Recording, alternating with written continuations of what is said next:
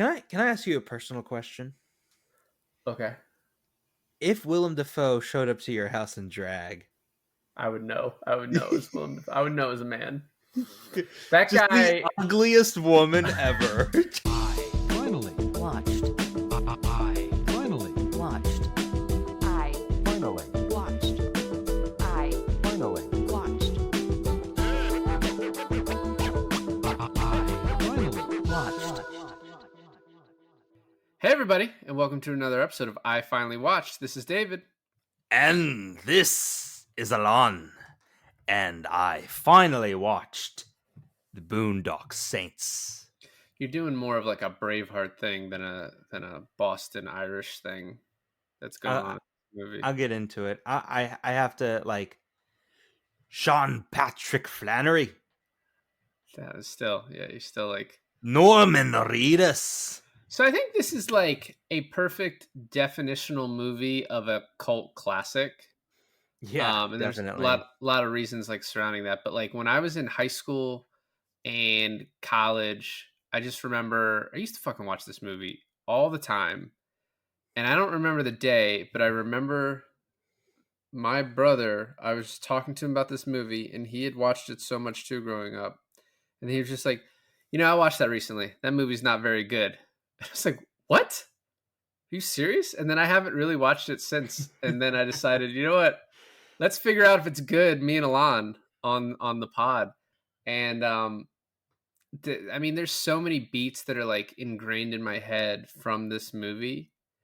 And obviously, like watching it this time with like an eye to kind of pick things apart. There's some stuff in here that's not great, but I still was like, it's a very fun movie, and like I enjoyed it. It is very fun. So this is the first time I'm watching it, and I've heard a lot about it, but I've seen clips, but I don't think you can get a true feel for the way this movie is edited by just like a standalone clip. And I feel like to a certain degrees, especially with Willem Dafoe's character, there's a lot of memes that have sprung from this film. But there's a couple things I'll say. Is that one, I don't think it establishes the brothers' individual personalities very well. You get like, oh, it's, the thing, their motivation, kind of, and then their purpose. But as far as like a character thing, it's like these characters are pretty flat. The only one that's actually like a fleshed out character is Willem Dafoe. And we'll get into, certainly we will get into that later. However, they are likable, and it's funny because like this is before Norman Reedus hits his Walking Dead fame, even before his Blade 2 fame. And there's something about them that they're likable, but the way this movie is presented and the way this movie is cut, color graded, sound design, music, everything, there's such an amateur feel about the film that when you're watching it in the beginning, I was just like, is this a parody? Is this like a spoof of something that I'm not aware of? And I'll give you the perfect example is that in the beginning, when that really shitty detective is trying to like be all cocky and explaining the crime scene of the serial crusher, Huge the freaking guy.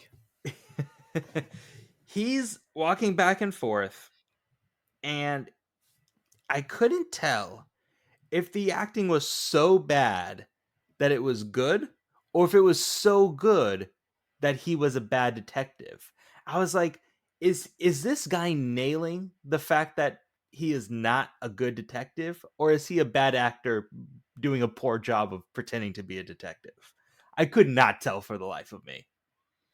I mean, I think it's a fine line, you know, with most things like that. So, a little bit of the backstory in this, because I don't even think you knew this. And I think a lot of people who were really into this movie knew this at the time. So, this is written, directed, and scored by a guy named Troy Duffy, who wrote this script while he was a bartender in LA, got it shopped around, and got offered a ton of money from Harvey Weinstein to make this movie. If that guy offers you a ton of money, you better do whatever he asks. They offered him a ton of money, and Harvey also was like, "I will buy the bar that you work at and give it to you." Was like part of the deal. Oh my And then god. apparently, allegedly, whatever I can say to avoid defaming Troy Duffy, but the story goes that he's a huge asshole and really hard to work with, Allegedly. and that he burned the bridge with Harvey, and the script got put into turnaround. He got the budget severely slashed, and then and then he put the movie out. It's always these fucking guys that they're like absolute nobodies and they think they're sitting on a real gold mine, right?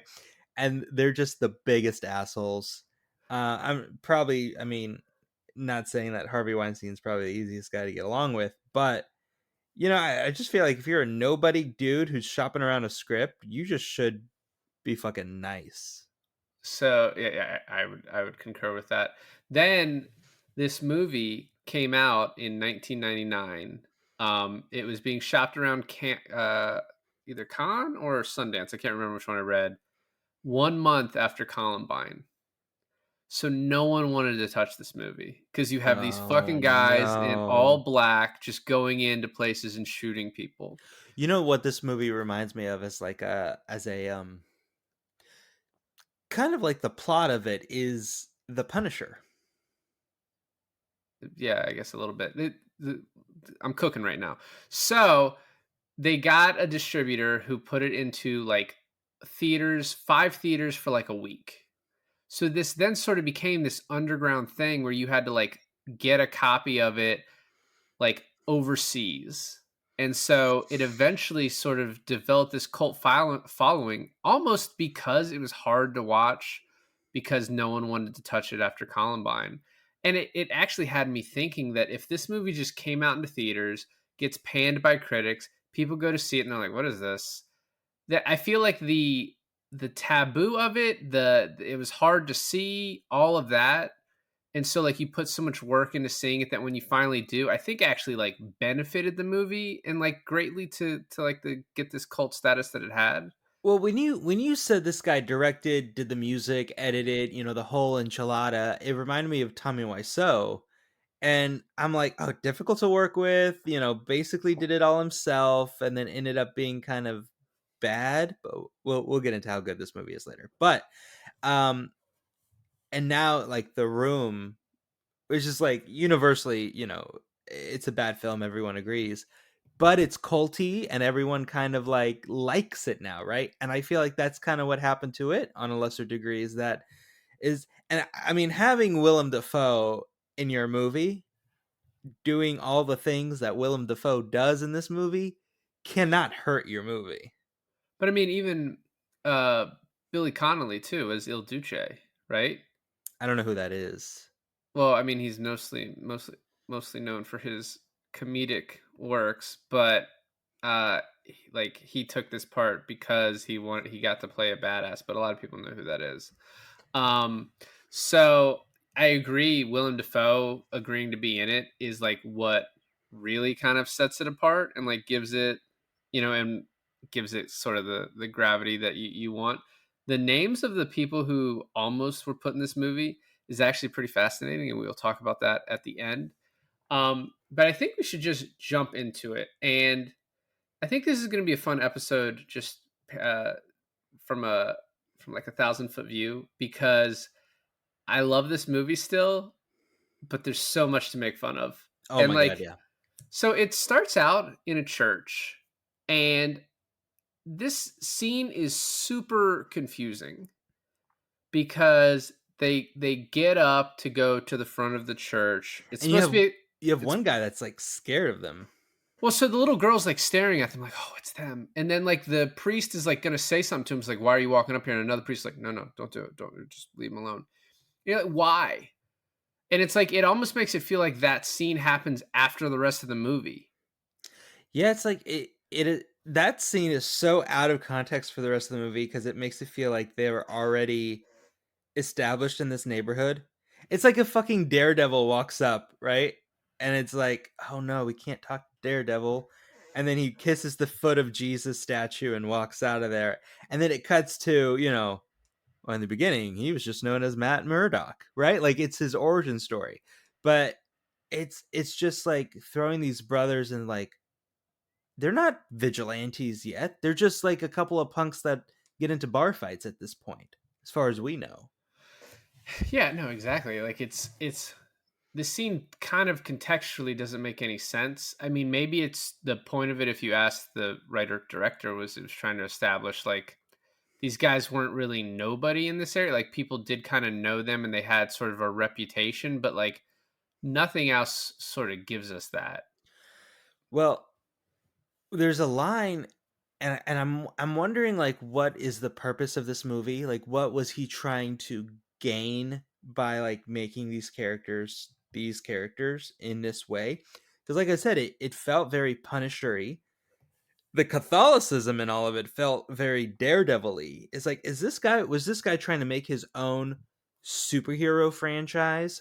I mean, there's a line in the movie later where he's like, kids will put up Superman, Spider-Man, Batman, and these guys and the Saints on their wall, right? Like it felt like he was really trying to push that these guys were like the next superhero duo.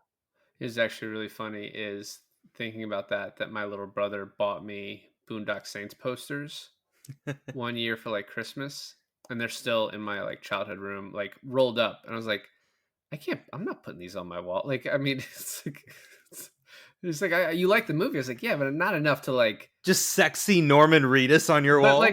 like two of them. It's the main motif of my room is gonna be Boondock Saints.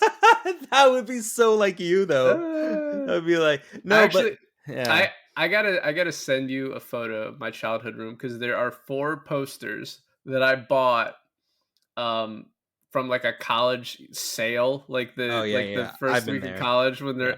and like they've hung up there since 2005. Like they have not, like the that has not changed in that room. And I one have of to them, ask you, are they are they push pinned on all 4 corners? yes, they Yes. are. Okay. Okay. One of them is a Starry Night, obviously. Oh my god. Okay. I don't know why that was the funniest one. One of them is a helicopter shot of Rio de Janeiro. The other is Muhammad Ali, I believe, knocking out Sonny Liston, I want to say. Uh-huh.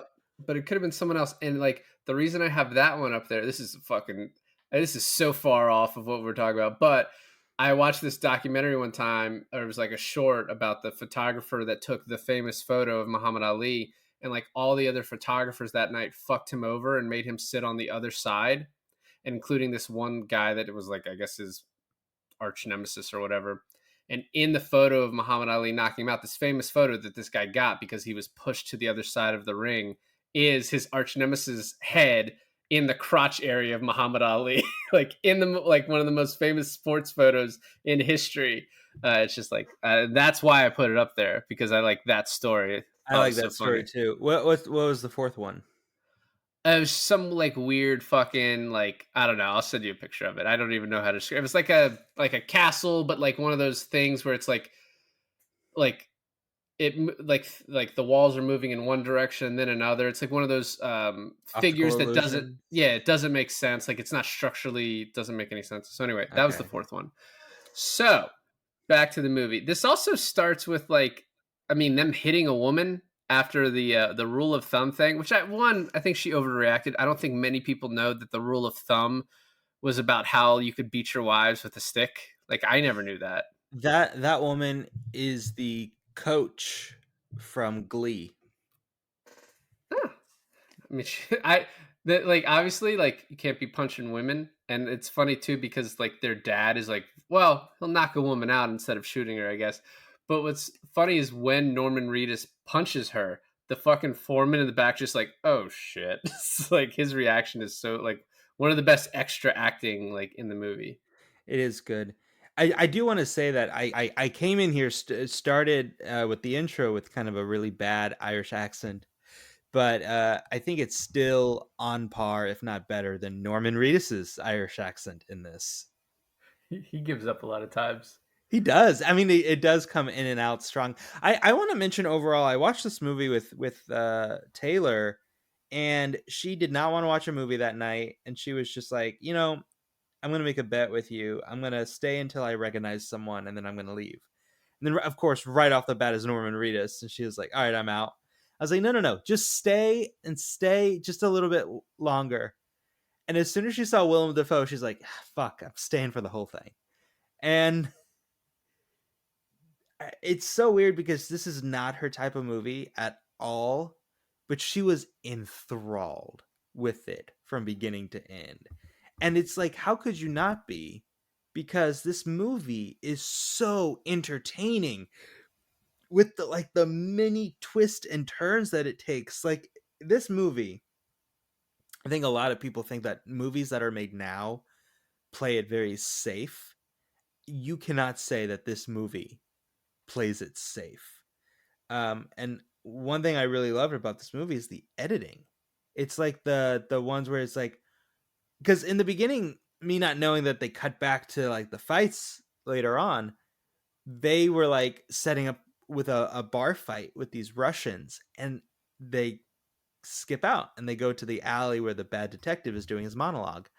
I was so disappointed in that we missed that fight, that I was so elated when I realized we were gonna cut back to it and then watch it play out all the way through. I think that's like such a strong and like original point in the film. What's funny, like none of the reason this movie is exciting is because it's just a series of fights, like shootings, bar brawls, you know, just that's what it is. It's a series of like action set pieces, but each one is shown and edited in a sort of different way, Yeah. even to the point of like the one in the in the jerk off station. You like think it's done, and then it goes back, and it's Yeah. like I don't know. That is probably the thing that recommends the movie the most to me is like the way that that is done. The other thing too, and you brought this up, that the Willem Dafoe character is sort of, you saying how we talked about Kyle Chandler being the smartest character in the world in what, uh, Godzilla King of King of Monsters. Monsters. And you made the joke about Willem Dafoe, but he really is like a Sherlock Holmes character. But what I do think the writing is pretty smart in that it sets up things where like he gets things wrong because it just shouldn't work that way. You know what I mean? Like he's like Right. when like one of my favorite parts is like the Greenlee like continually getting thing wrong, and then at the end he's like, "What if it was like one guy with six guns?" He's like, "When I want your fucking opinion, I'll ask for it." And then later on, he's like, "It was one guy with six guns." Yeah. Yeah. So just like I think like a lot of it is actually It's written, probably my favorite part of the movie is when Greenlee was right that one time. but also just like the fucking like, hey, everything bagel, cream cheese, like just I don't know.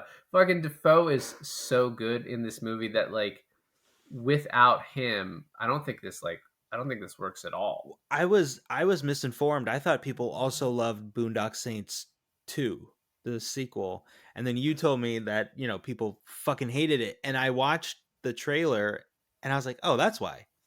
Willem Dafoe isn't in it." So I went with my friend Sam that you've met and one of her friends, and we came out of it, and they're like, it's okay, and da-da-da. And I was like, what are you guys talking about? That was awful. I was like, that was so bad.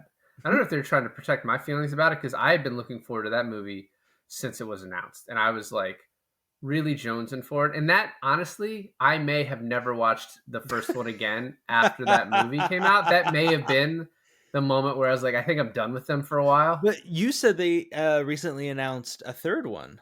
They did, and apparently Troy Duffy is not involved at all, which may be a good thing. But the question is Willem Dafoe?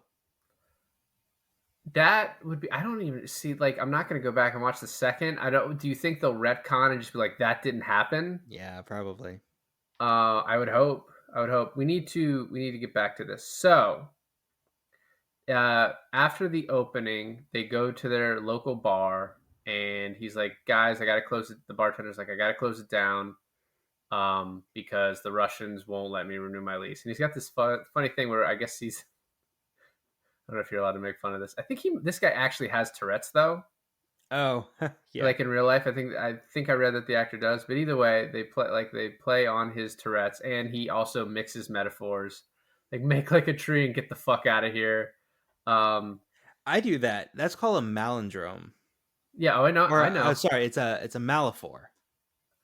I'm familiar with your work. We Yeah. talk quite a bit. Um, and Taylor saw that part and she goes, "Is that why David wanted you to go see the movie that bad?" we should also say that there's this running. It's not a joke. It's just a truth where I tell you guys to watch movies and an animal gets killed in it, and she just texts me and she was like, "Why do you keep doing this to me?" I was like, "What animal?" She's like, "The cat," and I was like, "Oh, the cat. That's right. I forgot about the cat." Which is like She said you were actually like genuinely apologetic about it, and she kind of like malfunctioned because she's like, "I don't know what to say when David's nice about something." I actually even wrote in the notes, "Sorry, Taylor." Yeah, that was devastating, and it took her like a full 10 minutes to process what happened. Like the cat blew up, right? And she just sat there. She sat there and she kept watching the movie, and I just watched her, and I was like, "Why isn't she reacting?"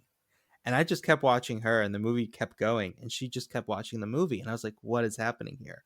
And then all of a sudden, she goes, like her face becomes like a horror show. She turns to me and tears start forming in her eyes. And I go, "Yep, there it is. She realized it now." Oh my god. So we think the Russians are about to fight our boys, and then it cuts to the next day. And it cuts to the next day in an alley with Detective Greenlee, who is one of the great characters in this movie too. And he's just explaining there's a big fucking guy that beat, and then wham wham, and there's like the toilet. He doesn't really understand how that happened. And then Defoe shows up with this sergeant who's just like, these are Russian mafia. I got to do this by the books. The FBI's here. And it's like he talks in this like That sing-songy was pretty way. good. That was Yeah, pretty good. right. Yeah. And then Defoe, like, I love everything he does in this movie. Like, I have no notes. He fucking puts his headphones in and is listening to opera and like swinging his arms as he's like investigating this crime scene. When he's explaining and I just start laughing every time I think about this scene. When he starts pantomiming the shootout later on in the movie, and it cuts to him at one point, and he looks so strung out. He's like sweaty and emaciated, and he's just like dancing to the beat of like the fight. I was just like, this is peak cinema. This is gold. I do love some of the lines with him and Greenlee. He's like, "Who the fuck are you?" He's like, "That's who the fuck I am." He's like, "Give me a coffee." He's like, "What?" "Cafe latte. Twist the lemon." Like, just keeps giving him his order. That is the most disgusting coffee drink I've ever heard. Twist the lemon was a little odd. There's also, so Willem Dafoe is playing a gay character in this, but a very like masculine gay character in this movie. And I guess the director did that in part to like, because this is Boston, and at this time he thought it would be interesting to have that character, all these cops sort of like maybe questioning, undermining this guy, but then sort of towards the end there is a little bit of an arc where they're just like completely bought in to Willem Dafoe, like everything Yeah. about him. They're just like, you know, babes at his feet, like, "Oh, what do we do next?" And so, but there is this funny part where he puts his hand on one of the like the officers in like a uniform, and the detectives like bump each other. Like, "Are you seeing this?" Oh, I must have missed that. Yeah, In the it's beginning, in the alleyway? yeah, in the alleyway. Oh, I missed it. And so then he's like telling them to look for water, and he's like, "Oh, this old lady said there's water on the fourth." By the way, I don't know when we see this. The production design on their apartment, I was like, I don't even know what this was supposed to be originally, like, or where they actually filmed this. It's like the weirdest apartment space. It's just like one open thing with like the showers and the toilet right there. You just shit in front of your brother. Well, he says something about those are illegal Illegal housing. illegal He's housing. like, there's no super. It's so funny, dude. One of the best line deliveries of Willem Dafoe is the cops are like, yeah, there's this lady who was complaining on the 4th floor that her ceiling started leaking this morning. And Willem Dafoe's like, 4th floor, you say? Well, I guess we're going to the 5th. There's also, it cuts to them getting off the elevator, and clearly Willem Dafoe has given his entire synopsis of what he thinks happened. And Greenlee's like, no, that doesn't make any sense. He's like, seems like I might want a bagel with my coffee. And he's like, I'm not giving him a fucking bagel. Well, And because then, it shows them coming out of the elevator or going into the apartment, if you can call it that, and looking. But you don't see what they see. Like, as the audience, you don't see what they see. And I guess what they see is just a fucking flooded, broken toilet situation. But then that's where it cuts to, like, from the bar the previous night. At well, the not very even that. Well, not, it doesn't cut to that yet. So, No? yeah, so first of all, he has this great line, and they open the apartment door, and he's like, I'm going to start the ass kissing with you. And then it cuts to the guys at the hospital, and the bartender comes up, and he's like, this guy left his he left this fucking thing here. And they then like are talking like, how does he know? He like, or they're like, it's self-defense. And like, yeah, he said that. Like, how the fuck does he know that? There's apparently a cut scene right here where some pimp is beating up a hooker, Okay. and that pimp is one of the guys in the titty room that he's like, oh, I've been waiting to kill this guy. Oh, that kind of makes Because sense. when he says that line, you're like, oh, who the fuck is that? And it's like, I mean, you don't need an explanation because it's like, it's just, they know Well, this obviously area. you don't, because they thought they didn't, and that's why they cut it. Well, yeah, I mean, you can't question this director for his choices at all. So they go in they go into the police station. I love the conversation between Defoe and Greenlee, and Greenlee's like, these two are fucking scared. They're not going to be anywhere near here. As Uh, they're walking into the police station. he's like, we should just he's like, we should I forget what he said. We should string through the streets of Boston to try and get them to come in. They're like, you'd do it better with beer. And he's like, onion bagel, cream cheese. So funny. The interrogation is when we finally get the flashback. Okay. And we also learned that they basically speak like every European language: German, Yeah. French, Italian, Spanish. It's so funny because when we're in the flashback and they speak Russian to those guys, right? Taylor was like, how do they know Russian? And then the whole flashback happens, get back to the interrogation room, and Willem Dafoe is right there asking the same question my wife is asking. How do you speak Russian? There's supposed to be some backstory about their mother and the fact that these two are supposed to be playing twins. I didn't know that. Yeah, so the mother stuff was cut, and then I don't know if it's canon or whatever. I don't know if that's a thought I had at the end of this movie that I guess I'll just say now. This movie doesn't need sequels. You don't Yeah. need anything else for this. Like this Well, was well, now in 2024, it needs a TV show that's about 10 episodes long on HBO Max. Who do you get to play the brothers now though? Oh, you still get Norman Reedus and Sean Patrick Flannery. Well, Sean Patrick Flannery looks completely different as I showed you in the photo. So I does sent you. Norman Reedus. They're like in their mid 40s now. Norman Reedus at least still looks like Norman Reedus. So they explain the whole thing, and then we finally get to see the flashback about how they easily won the bar fight. I like the part where Sean Patrick Flannery, whose name is Connor, by the way, it's said a couple times in this. I don't know what the other guy's name is. I think it starts with an M. Well, it's probably on IMDb, and it is Murphy. But they don't say their names that much. They go, my brother, my brother.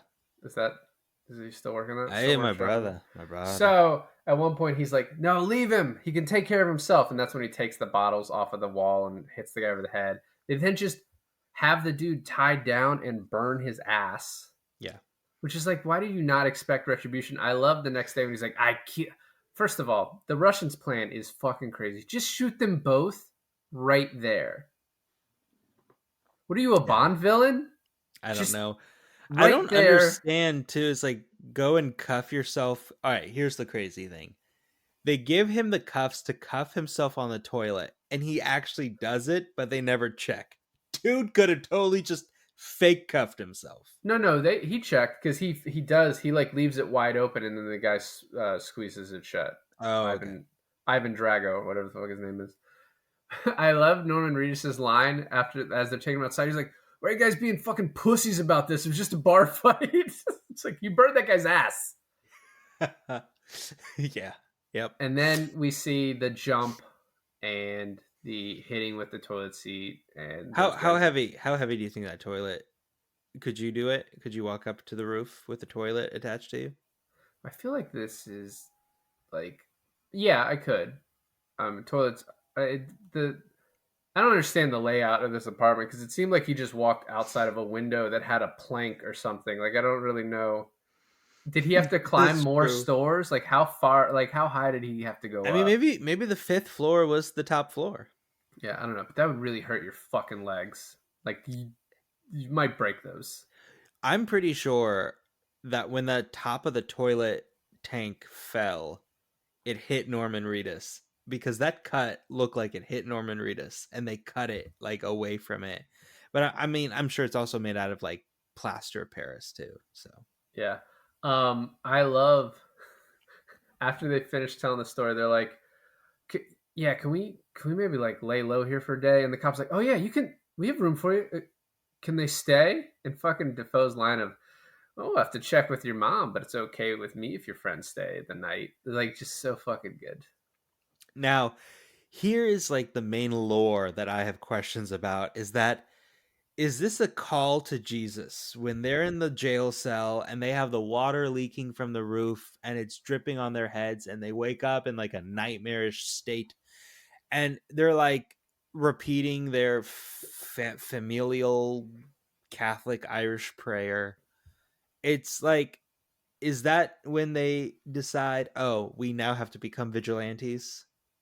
Yeah, I don't know. The Catholicism of it all in this is I don't know. I will say the priest scene is interesting where he's like sort of like God forgive me for okaying this cop to allow people to be murdered. You know what I mean? He doesn't necessarily say like, yeah, it's okay, but he's like God's laws are above man's laws. And Defoe's like, yes, I was feeling that. Okay, I will murder people. And the priest's like, oh Lord, please forgive me.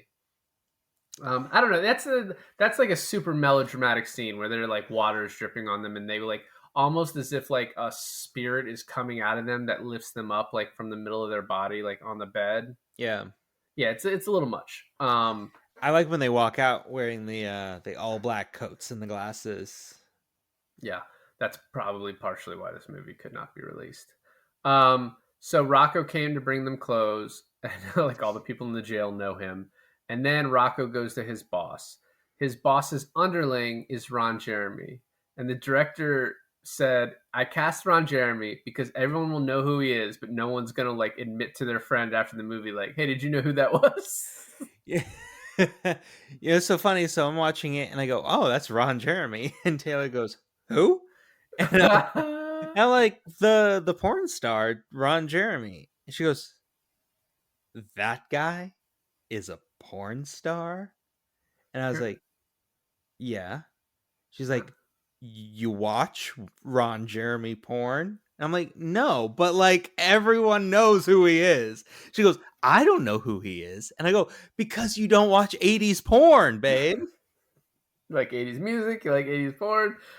Just imagine a guy like, just like, yeah, I watch, the only porn I watch is Ron Jeremy. I don't care about which women are in it, but Ron Jeremy is a performer that I have to see. Yeah. I love his boss, Papa Joe. I'm not going to say that guy's a good actor, but I love him in this role as Papa Joe. Like It's a weird role. He's like, Ron Jeremy is there, like, this guy, Rocco. And then Papa Joe's just like, I don't know what he's doing on the phone. Enthralled in the conversation? I don't know. I love when he is yelling at the guy on the phone. And the way he says, "You insignificant little fuck." The way he is like, the cadence is great. He then says to Rocco, "I hear you're funny. Tell me a joke."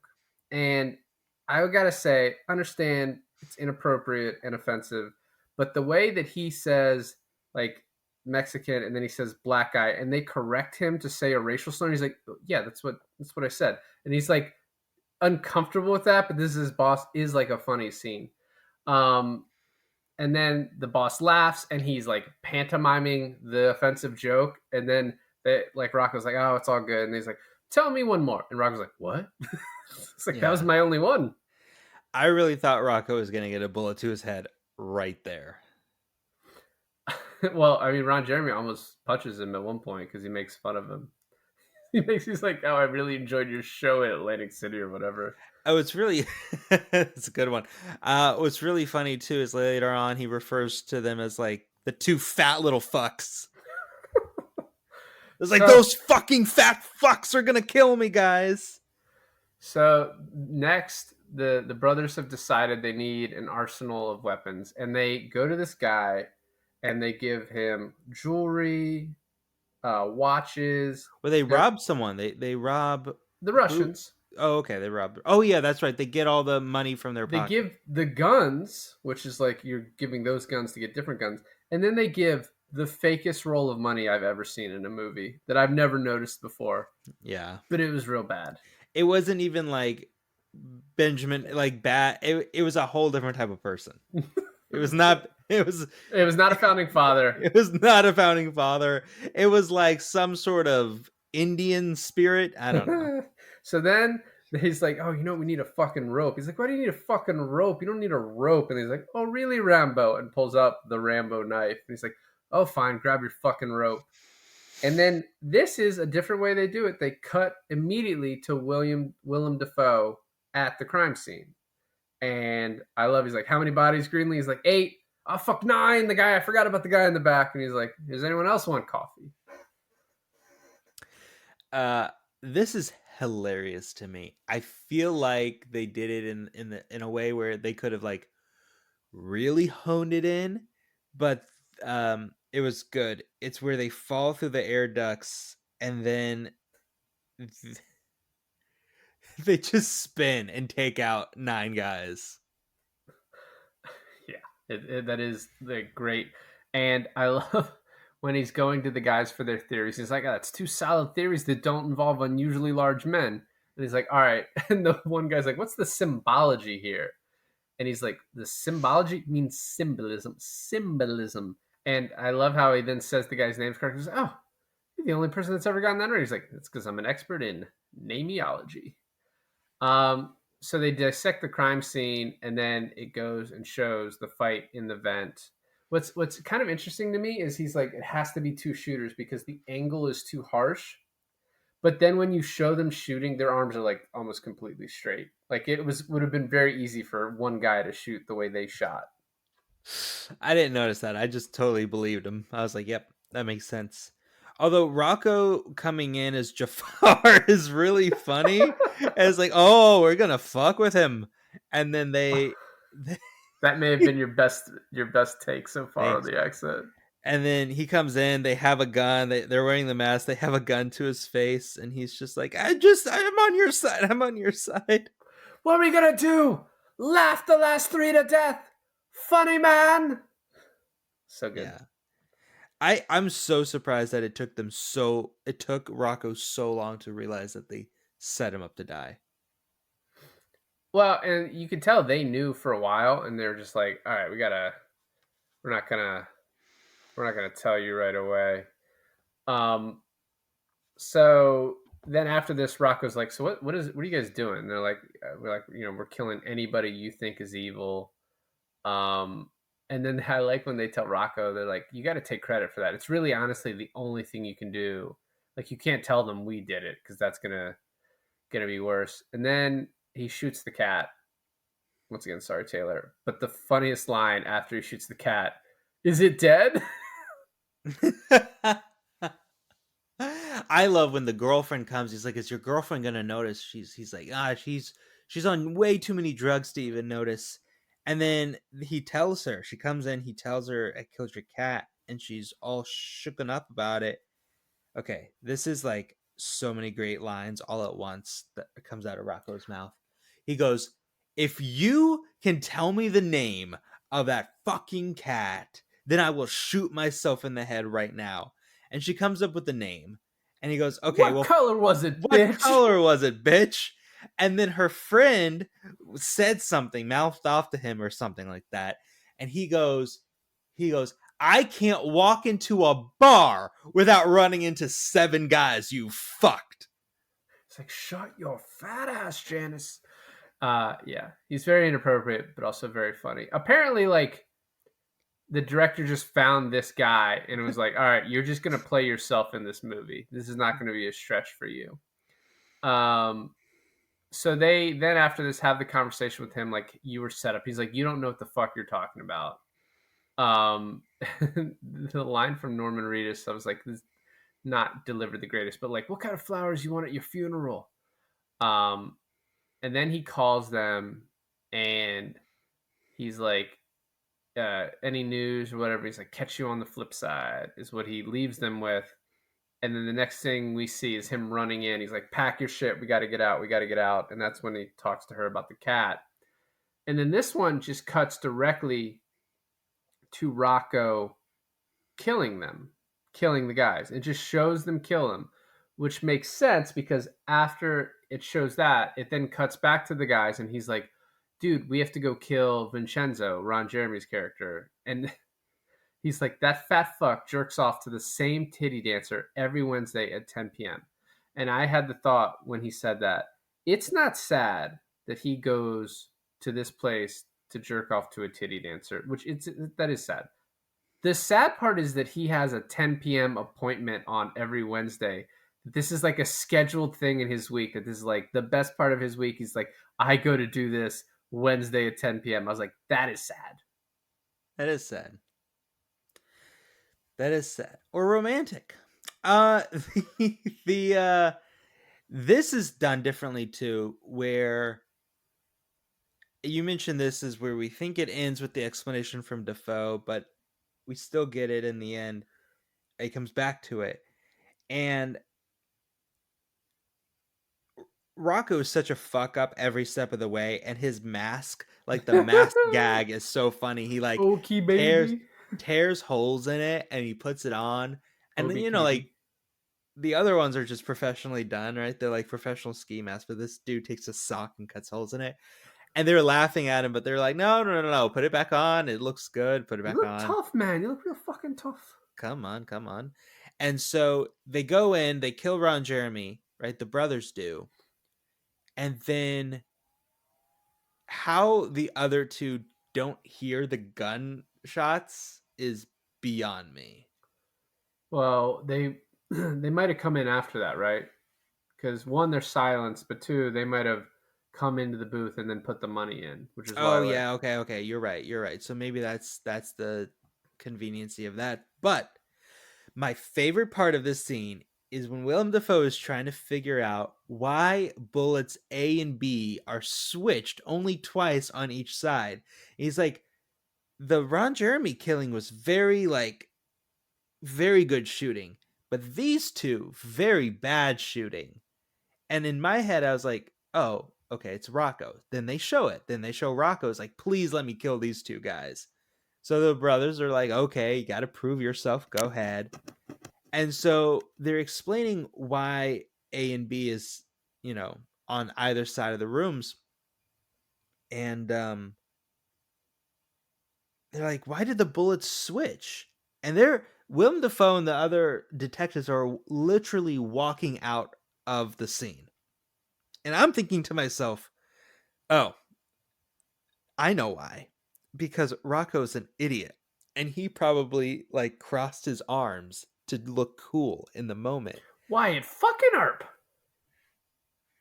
And lo and behold, he did that. And then Defoe was like, oh wait. And then he crosses his arms and he's like, yeah, We got a fucking cowboy. I love too. Before that, and this is another Greenlee getting something right. He's like, Defoe's like, but why kill these other guys? And Greenlee's like, well, what they have in common is all three of them are bad guys. So there's now 3 dead bad guys. And Defoe doesn't tell him he's an idiot. He actually sort of takes that in and is like, maybe. And then he finds out about the diner shooting. He's like, why the fuck did you not tell me about it? It was like, oh, it was totally like different gun, totally not expert. And, then they go there and he's like, gets really pissed at them. He's like, I hate cold crime scenes. And he says the line, which is really cool, let me know when you find the next body because these guys aren't done yet. I love when he's talking to them, and then he does the Green Goblin face. He's this is just a couple years before he's Green Goblin, and he's sitting at the bar, and they said something. He looks at them. I'm gonna have to back up a little bit for this one. He looks at them, and just with the most complacent look on his face, he goes, "Fuck!" Yeah, it's good. So next we meet Il Duce, which is a great name for a hitman. A hitman that only kills bad guys. And they just apparently can just get him out of maximum security prison. They get him paroled like in a day. I also don't understand this is that the Papa character was like going to a retired ex-mob guy, and he was like, you need to get this guy out of prison, but it was his parole date and they approved him. I guess they were paid off to approve him, right? But Yeah. this guy and the way they build this up is actually really good directing. He's brought out like fucking Hannibal Lecter, like caged, tied up, roped to the ground, rolled on a dolly. Like, it's so funny because they bring him out like he's this most dangerous creature, and then they're like, yeah, you're approved to go. Yeah, you're good. It's fine. We've gotten paid enough. So he comes out and Rocco, we then cut to them where Rocco's like, I have the next guy I want to hit. This guy is a sick fuck. And you can tell, like, it is pretty good acting where he's like, I can't even think about that night anymore because of how, like, crazy this guy was. And he, like, Yeah. just killed an entire family, killed children, killed a woman. And it then cuts to Willem Dafoe in front of this house and he's explaining it. And he's like, first they took the wife, they went back to this guy, his little poker area, his game room in the back. It's paid for with like the women and children he's killed. And they get in, they kill all these guys, and then Yep. something happens, and it shows that they didn't, know where this guy was. He was in the bathroom. Rocco gets a shot off, and then Patrick Flannery's like, no, he's got to fucking do it on his own. And then the way Norman Reedus rolls the cue ball to him, like, is pretty cool. And you're like, oh, okay, but what else happened here? And I gotta say, like, it may be over the top, but the way they show Willem Dafoe sort of conducting in silence with the music as the firefight is happening. Troy Duffy was quoted as saying that he's like, yeah, this is just a total John Woo like rip off for this scene. He's like, particularly like Face Off. But I don't know. I think it like is very effective and works. I wasn't kidding when I said it was peak cinema. I mean, it was just like, It was a firefight. it could have just been one guy with 6 guns. Greenlee, when I want the fucking Boston PD doing my thinking for me. But no, it was so funny. And can I ask you, why do you think the dad did not recognize the sons, or the other way around? I think he had been away from them for so long. They should have clearly recognized him. Although he's wearing glasses, he has a full beard. So it's been years. So, that makes sense. And you're just getting shot at. It's like, wow, he shoots 6 guns just like our da. Okay. I like that after they show this, the fucking forensics lady is like, there's a variable here that I'm not seeing. And fucking Willem Dafoe goes and smells it. He's like, it's ammonia, you dumbass. Like, how can you not smell ammonia? And then he finds the finger. Rocco's so funny. He's like, he shot off my finger. And then they have to take the time to actually spray and like show them spraying the ammonia on the blood splatter. Yeah. And man, Willem Dafoe, I don't think you gave it enough credit. Willem Dafoe goes ballistic about the ammonia. He's like, ammonia! He's pretty upset about it. We then get to see them like cauterizing their wounds. With There's an like iron. there's a very central part where Sean Patrick Flannery is getting his, and then he grabs the back of Norman Reedus's head behind him. I just want an explanation of what, like, an iron all by itself gets hot when you plug it in. Do they have to put it on the stove top too? I mean, probably just being thorough, I would Why didn't imagine. Rocco just put his little nub on the stove? They had to do it to him. He couldn't do it. He like could not handle it. Yeah. So he runs the fingerprint on Willem Dafoe does, comes up with Rocco. I love the fucking photo of the guy holding Rocco's hair back so you can see his I also love face. Willem Dafoe was like, no, can't be him. And then And he like all the connects it. flashbacks of like him coming into the police Yeah. station. And then he decides to go get drunk. He goes to the gay bar where he like offends everyone there. And then He goes to Rocco, confessional. well, yeah, and Rocco has just said we need to take this guy out, and they're like, do not fucking touch him. And then there's the thing at the church, that we already talked about. And afterwards, Norman Reedus is like, what happened in there? He's like, the Lord works in mysterious ways. It's like, oh, I planned this whole thing. And then they immediately after this call him, and then he's like, one guy with 6 guns, and they're like, we're gonna hit Papa Joe tonight. And then Willem Dafoe just knows to go to the same guy that Papa Joe went to ask about Il Duce. Yeah, I don't know. I was wondering about that too. And he finds out, oh, like Papa Joe is ready for them. And this part is like, would you guys run out of money or time? Where there's like it cuts to Papa Joe in his house, and they're like, we got him. They tried to get through the basement. Like I don't understand why we didn't see them get caught. I mean, That took me by surprise too. I was just like, oh, what happened? well, But I guess we're just supposed to accept that they've been captured now. and when they get caught, there's like 15 minutes left in the movie, and like a whole lot still happens after that. So it's Can I ask you a personal question? okay. If Willem Dafoe showed up to your house in drag, I would know. I would know as I would know as a man. That just guy, the ugliest woman ever. Just I wrote down Willem Dafoe is a good looking guy, especially younger. He is one ugly woman, and the way he fucking tongues that dude, just like, and then he's fucking writhing on the floor. Give it to me. Oh, the guy's like, you want to go around with the champ? You want to go around with the champ? And then when his wig falls off, the dude's like, what the fuck? Kicks him in the nuts. And the way he grabs the gun and flies up, and his like he blows air out of his mouth to where it like quivers like a horse almost as he shoots the guy. And that's fucking Green Goblin right there in makeup.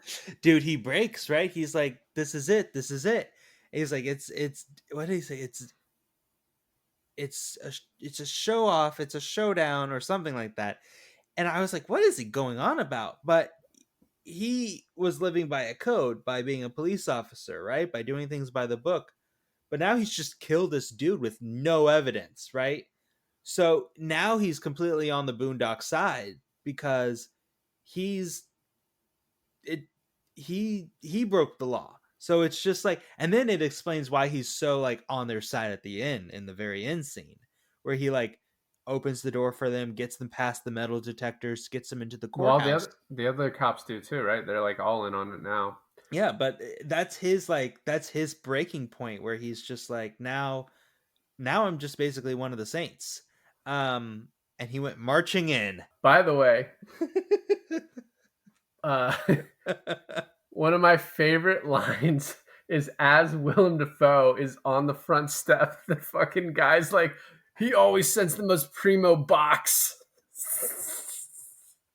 Which, like, as a young person, I didn't know that box was like slang for vagina. So watching it now and hearing it, I'm just, oh my God, guy. He's like, I haven't been laid for a week. I was like, the way you're acting, it feels like 6 months. Yeah. Like, it feels like it's been a long fucking time for you.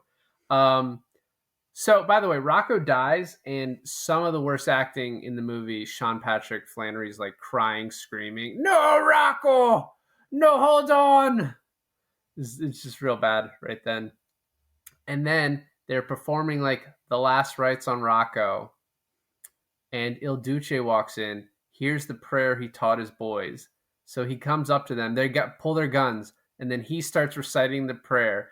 And of all the reactions in this movie, it's the most subdued they've been the whole time. They almost give no reaction to, oh, hey, Dad. Yeah. No reaction. We also see the tattoos on their hands. Veritas Equitas. And then it ends with a trial, and Papa Joe is going to get off, everyone thinks. And the Saints come in. They give this very screaming speech. There's one point the dad goes over to this girl who's closed her eyes. He's like, "You must watch, dear." And then they shoot him dead, 3 bullets through his head. Yep. And then it sort of ends with this montage of people being interviewed. It's really my favorite part. My favorite part is when they're all running hysterically out of the courtroom. And instead of the police running in or anything like that, it's just a bunch of reporters wanting to interview the hostages. And I'm just like, what in the world is this? Yeah. I especially love at the end the one like news interviewer, the girl's like, "Oh yeah, man, I like the Saints. I like the Saints." And clearly the other girl with her is supposed to cut her off at some point. And she lets her go on for way too long. And they cut her off. "No, you shouldn't say that. Don't say that because you don't know. You just don't know. Don't say that. What about your mom?" And it's like none of that made sense what you said, but they just kept it in the movie. But a lot of it was like that too. Like one guy was like, "I'm ready to get busy. Get busy." the other, like 70% of those people are like, no comment. I don't want to talk about it. Like those Saints were going to murder them. So, alternate casting. Troy Duffy expressed interest in Stephen Dorff, Brendan Fraser, Nicky Katt, and Ewan McGregor for the 2 of the brothers. There's this story that he flew to New York City to meet Ewan McGregor and offered him one of the lead roles. At a night out, Duffy got drunk and they got into an argument over the death penalty, and McGregor passed on the movie. And this is in part what led to Miramax putting the film in turnaround. Ewan McGregor is for the death penalty? No, I think probably he would have been against it if I would guess. I'm just joking. Troy Duffy in support. I mean, the movie's definitely about it's about the death penalty a little bit. And then I guess somewhere that Mark Wahlberg passed on this to do Boogie Nights, but I don't know how much he would have, if his schedule was free, if he would have actually done this. Then Troy Duffy, in some sort of interviews, dismissed several casting choices. He refused to meet with Brad Pitt because he'd already played an Irishman in The Devil's Own, where Duffy found his Irish accent unconvincing. I will agree the accent not that great in The Devil's Own. But Norman Reedus was fine. But also just like, you could have had Brad Pitt in this movie and you refused to meet with him, you fucking moron. Dude, the guy sounds like a grade A asshole. He rejected Keanu Reeves and Ethan Hawke, calling the former a fucking punk and the latter a talentless fool. This guy's the biggest hack I've ever heard of in my life. He just lucked into having Willem Dafoe in this movie. Apparently, Patrick Swayze, Robert De Niro, Sir Kenneth Branagh, and Kevin Spacey passed on Paul Schmecker. And then Miramax wanted Sylvester Stallone, Bill Murray, or Mike Myers, which... For who? For fucking Willem Dafoe's role. Oh, okay. Mike Myers is fucking absurd. Serial killer? Yeah, exactly. Yeah, no. Yeah, baby, yeah. Oh, dude, Austin Powers. I mean, Willem Dafoe basically went in there like Austin Powers. That would have been perfect, actually. No, that's dead wrong. That's. Or like Sylvester Stallone, like he's a bullet through the wall. When did you think you could do like? Why is it that tonight is your night to try out all these impressions? You think this is a serial crusher? That's closer to Bill Cosby than Sylvester Stallone, which you're doing currently. And somehow farther away now that you've done Fat Albert. So I enjoyed this movie more than I thought I would. having like, thought like not watched it for so long, but also liked it less maybe than I did growing up. But it's still like I was actually kind of surprised that your reaction was so positive. I was like expecting you to be like, "What is this bullshit?" You're But watching this and you're like, oh, Alon's gonna tear this shit apart. But what I think and you sort of said this, and what like why this movie sort of holds up is it's just fun. Like Yeah. it's kind of like the sort of like you brought up The Room earlier, and it is sort of like the best case scenario for The Room, right? Like you have this guy who sort of doesn't know what he's doing, but has been given a budget by a studio, and this is like maybe the best it could have turned out. And it's like it's a very fun movie with like Willem Dafoe in this is like one of my favorite performances in a movie. Just like because he just fucking goes for it the whole time. He's interesting. He's funny. Like, and But I said this before. It's a risky movie. It's risky to do all those kind of every fight scene is going to be interrupted and then not shown and then shown in a flashback. But then every time we do that, it's going to be in a different editing style.